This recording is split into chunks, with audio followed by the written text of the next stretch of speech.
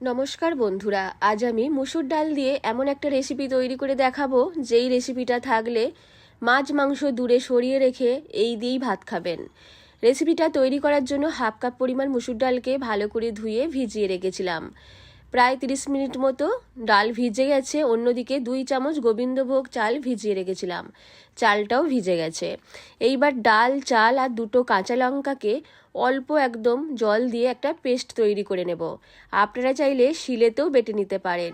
পেস্টের মধ্যে দিয়ে দেব পরিমাণ মতো নুন, হলুদ আর দিয়ে দিলাম অল্প একটু জিরে গুঁড়ো। সব কিছুকে বেশ ভালো করে মিশিয়ে নিচ্ছি।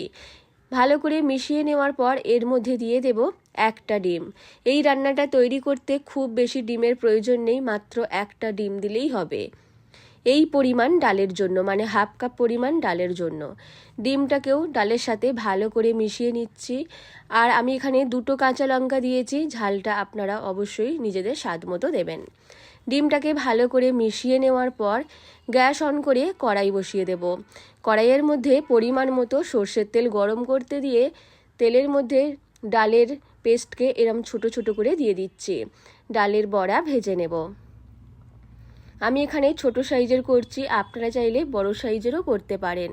আর এই ডালের বড়াগুলো এত টেস্ট হয় খেতে, ভাজার সময়ই দেখবেন অনেকটা শেষ হয়ে গেছে। তাই অবশ্যই ডাল আর চাল পরিমাণে একটু বেশি ভেজাবেন, কারণ এই বড়া খেতে দারুণ টেস্ট হয়, একদম মুচমুচে। দেখুন উল্টে পাল্টে ভেজে নিচ্ছি, ভাজার সময় দেখলেই বোঝা যাবে খুব মুচমুচে বড়া একদম রেডি। এইবার এগুলোকে উল্টে পাল্টে তেলের মধ্যে ভালো করে ভেজে নিয়ে তেল থেকে তুলে নেব। রোজ রোজ একই রকম মুসুর ডাল রান্না খেতে ভালো না লাগলে অবশ্যই ডালের সাথে অল্প একটু গোবিন্দভোগ চাল আর একটা ডিম দিয়ে এই রান্নাটা তৈরি করে দেখতে পারেন। আশা করি আপনাদের সবার খুব ভালো লাগবে। এই ডালের বড়াগুলো ভাজা হয়ে গেছে, আমি তেল থেকে তুলে নিয়ে আরও কিছুটা ডালের পেস্ট ছিল, বাকি বড়াগুলোকেও ভেজে নিচ্ছি।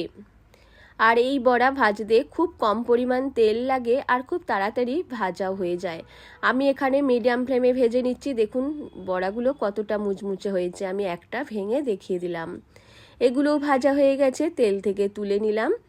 অন্যদিকে বাকি তেলের মধ্যে একটা আলুকে কয়েক টুকরো করে কেটে নিয়েছি, আলুকে তেলের মধ্যে দিয়ে নাড়াচাড়া করে ভেজে নিচ্ছি। আলুগুলো ভাজা হয়ে গেছে, তেল থেকে তুলে নিচ্ছি। বাকি তেলে তেজপাতা, জিরে, শুকনো লঙ্কা আর অল্প একটু দারচিনি ফোড়ন দিয়ে দিলাম। ফোড়নটা কয়েক সেকেন্ড ভেজে নেব। ফোড়নটা ভাজার সময় এর মধ্যে দিয়ে দেব অল্প একটু চিনি, অবশ্যই স্বাদ মতো দেবেন, তবে আমি এখানে কালারটা ভালো আসার জন্য দিলাম।